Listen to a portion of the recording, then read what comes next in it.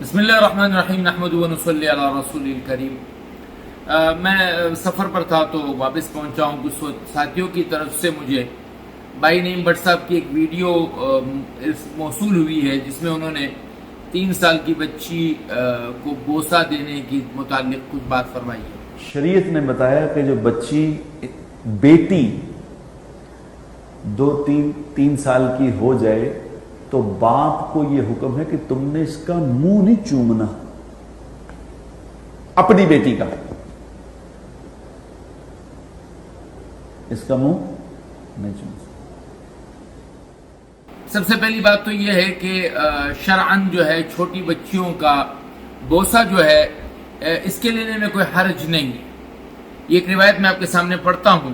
قال اخبرني مخرمة بن بكير عن ابي انه راى عبد الله بن جعفر يقبل زينب بنت عمر ابن ابي سلمة وهي ابنة 2 او نحوه، کہ عبداللہ ابن جعفر جو ہے وہ ایک 2 سال کی بچی کا بوسہ لے رہے تھے۔ اب آپ کہیں گے کہ جی صحابہ کرام تھے، بڑے لوگ تھے، ٹھیک ہے، لیکن شریعت کا حکم اپنی جگہ پر ہے۔ دارالعلوم دیوبند کا فتویٰ ہے کہ مرد کا اپنے بیٹی سے گلے ملنا، مصافحہ کرنا یا پیشانی پر بوسہ دینا، اسی طرح بیٹی کا اپنے والد کے ہاتھوں کا بوسہ لینا عموماً بلا شہوت، پیار و محبت کی وجہ سے ہوتا ہے، اس لیے اس کی گنجائش ہے۔ تو اصل مسئلہ یہی ہے کہ یہ چیز حرام یا ناجائز نہیں ہے۔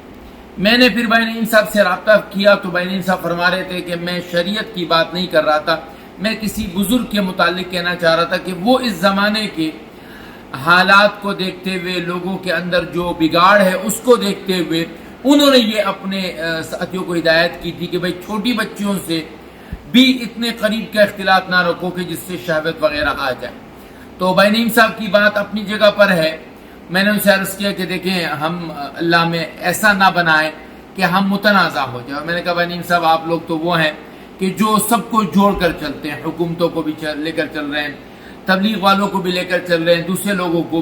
آپ حضرات بہتر یہ ہے کہ کوئی بات فرمانے سے پہلے اس کی تصدیق کر لیں۔ انہوں نے کہا جی میں نے رجوع کا ویڈیو بھی بنا لیا ہے، میں تو رجوع کرنے والا ہوں۔ میں نے کہا اسی لیے ہمیں آپ سے محبت ہے کہ آپ لوگ بھائی سعید انور صاحب آپ سے کوئی بات ہم کہتے ہیں تو آپ حضرات فوراً رجوع کر لیتے ہیں، یہ بہت اعلیٰ خوبی ہے۔ میری بھی تمام دوستوں سے درخواست ہے، وہ سبقت لسانی ہو گئی، ایک انسان ہے ان سے غلطی ہو گئی تو ہم اس پر تانے کسنے کے بجائے اچھے انداز میں اصلاح کریں، اچھے انداز میں بات کو پہنچانے کی کوشش کریں، صاحب معاملہ تک بات پہنچائیں تاکہ وہ اپنی بات کو صحیح بھی کر سکے اور آئندہ کے لیے وہ آپ کا ممنون و مشکور رہے۔ میں بھائی نعیم بٹ صاحب کا بھی شکر گزار ہوں، انہوں نے ہماری بات کو سنا، ہماری دعوات پہ رسپانس دیا۔ اللہ انہیں ذائقہ خیر نصیب فرمائے، اللہ ہمیں دین کی صحیح سمجھ نصیب فرمائے۔ والسلام۔